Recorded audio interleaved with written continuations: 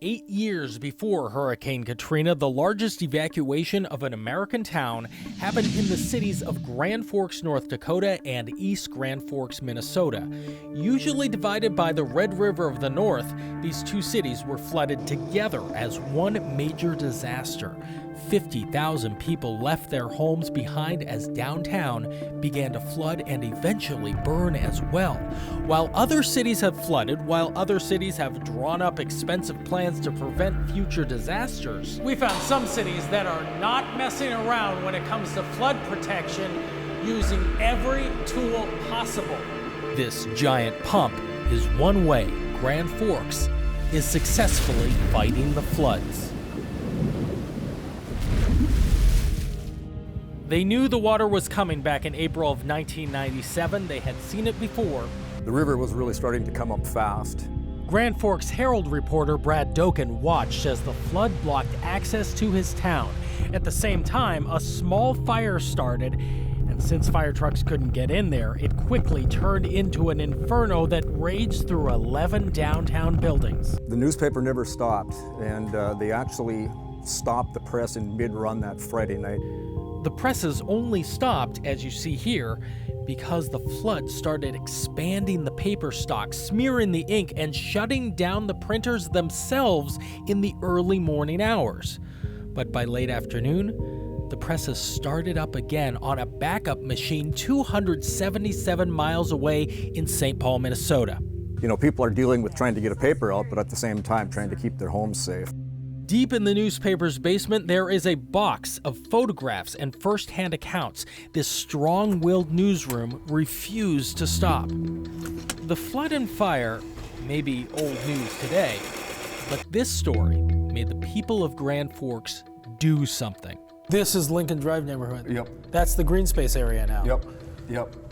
And it blew the house right off the foundation. They made the controversial decision to sacrifice an entire riverside neighborhood called Lincoln Park. It was just too close to the river for families to safely live there anymore. When you look at it like this, it looks like a beautifully treed arbor park. Bulldozers leveled 350 homes in an area that's now 20 miles of green space trails. So we're stopping right now, you can see. You look down. Oh, wow. Notice, yeah. It's a street. Yeah, I guess so. You could imagine that that's a street going down there. This site right here is actually the location of where the elementary school, Lincoln Elementary School was. In fact, the flagpole still stands here as a monument to the school and to the neighborhood. Turning a neighborhood into a park was only the first step. The cities didn't want this to happen again, so they improved the earthen levees. They put up removable flood walls on both the North Dakota and Minnesota sides of the river.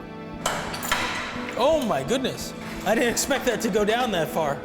And they built 12 pumping stations, the largest one with 4 giant pumps. It's supposed to pump 28,000 gallons a minute per pump. So it's over 100,000 gallons a minute. You've been mayor for 19 years? years? 1 month. That's just about as long as it's been since the flood that prompted the largest evacuation of a town since the Civil War. The evacuation saved lives. Not one person died in the flood and fire. FEMA has referred to us as the poster child of recovery because we took the assistance and we made it work.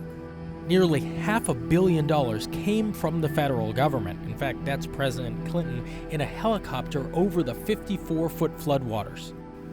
It's really hard to wrap your head around just how much water we're talking about here on the banks of the Red River until you take the camera and go all the way up to the top of the 1997 water line. The U.S. Geological Survey has records dating back to the mid-1700s in this area, and that 1997 flood, well, that one is by far the worst.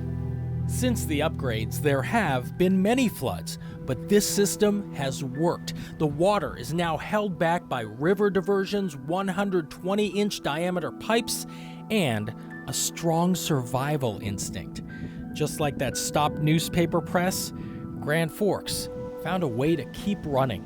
Well, nobody else but local newspapers can really bring it home. I mean, they know the area, they know the people. We wanted normal again, and we got it. We got better than normal.